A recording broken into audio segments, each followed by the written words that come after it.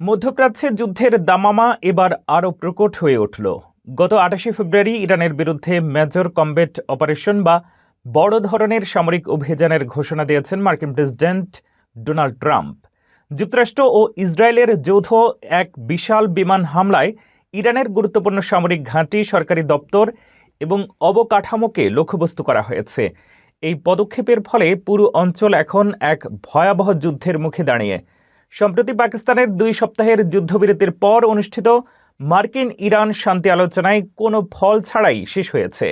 Trump জানিয়েছেন, যতদিন না ইরান একটি চূড়ান্ত শান্তি প্রস্তাব জমা দিচ্ছে এবং আলোচনা শেষ হচ্ছে, ততদিন এই যুদ্ধবিরতি যেমন চলবে তেমনি দেশটির উপরে নৌ অবরোধও অব্যাহত থাকবে। তিনি হুঁশিয়ারি দিয়েছেন যে আলোচনার ফলাফল যে কোনো দিকেই যেতে পারে।